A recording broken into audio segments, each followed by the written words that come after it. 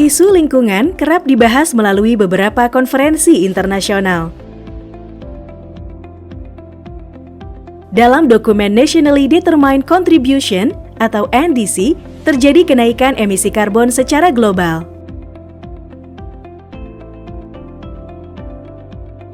Hal ini tentu menjadi concern negara Indonesia, khususnya Pertamina, untuk menekan emisi karbon ke lingkungan dalam rangka pemulihan iklim dunia. CO2 harus ditekan dan dikurangi, karena 1. Gas CO2 merupakan polutan yang dapat menimbulkan efek rumah kaca. 2. Lebih dari 50% pemanasan global disebabkan oleh emisi CO2 di atmosfer. 3. Dikenakan pajak karbon untuk emisi CO2 yang terlalu besar dan tanpa upaya penurunan. Pada CPP Donggi Matindok, terdapat proses Biological Sulfur Recovery Unit atau BSRU yang mengolah asid gas dengan gas yang tinggi H2S dan CO2. Dari proses BSRU tersebut, H2S diolah menjadi sulfur elemental. Sedangkan gas sisa yang tinggi CO2 selanjutnya dibakar di thermal oxidizer atau TOX yang membutuhkan penggunaan on-use fuel gas. Berawal kondisi tersebut, di mana terdapat CO2 yang belum dimanfaatkan. Donggi Matindok Field bekerja sama dengan PT AIM Topindo Nuansa Kimia mulai mengembangkan teknologi CO2 capture ramah lingkungan, yaitu Carbon Capture Utilization atau CCU, menggunakan mikroalga sebagai media untuk menangkap CO2.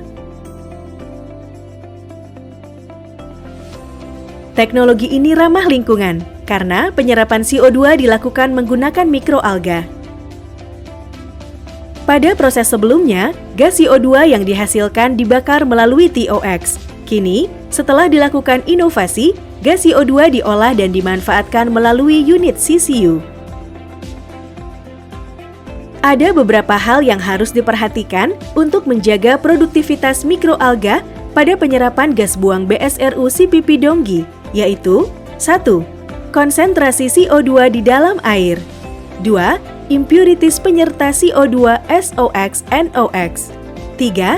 Nutrisi organik. 4. Luas permukaan kontak cahaya. 5. Intensitas cahaya. Selanjutnya, bagaimana proses kerja CCU? Setelah impurities gas diserap oleh pretreatment unit yang berfungsi sebagai polishing gas, CO2 akan larut menjadi makanan mikroalga di dalam kontaktor. Saat ini, Donggi Matindok memiliki 3 kompartemen di dalam unit kontaktor. Selanjutnya, mari kita bahas terkait proses perkembangbiakan alga. Terdapat 3 tangki reaktor alga dengan sistem kerja bejana berhubungan. Reaktor alga menjadi tempat pertumbuhan alga. Alga hidup di dalam air yang mengalir dan akan terhambat pertumbuhannya jika tidak ada aliran air, sehingga di dalam tiap tangki reaktor alga terdapat pompa pengaduk. Dalam proses perkembangbiakannya, alga memerlukan CO2, sinar matahari, dan anakan bibit alga jika diperlukan. Saat malam hari, lampu UV digunakan sebagai pengganti sinar matahari. Pada tangki reaktor alga ketiga, terdapat pompa sirkulasi yang menuju kembali ke kontaktor atau CO2 larut, serta dilengkapi dengan flow meter untuk laju sirkulasi. Semua proses tersebut terpantau di control room, termasuk melakukan pemantauan pH, TDS, intensitas cahaya, serta pompa sirkulasi. Monitoring dapat dilihat melalui web-based, sehingga dapat dipantau kapanpun dan dimanapun. Control room ini menggunakan solar panel sebagai energi dalam menunjang proses perkembangbiakan alga. Selain menggunakan solar panel, control room ini dilengkapi dengan alarm gas detektor yang akan berbunyi apabila terjadi rilis gas H2S. Proses panen alga.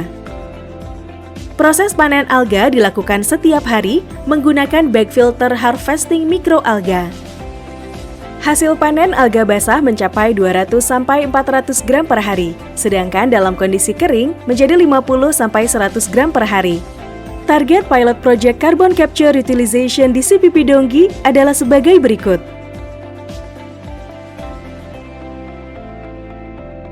Produk alga yang dihasilkan dapat dimanfaatkan untuk program CSR yang diberikan kepada peternak sapi sebagai pakan ternak yang kaya protein dan nutrisi untuk percepatan tumbuh kembang ternak sapi.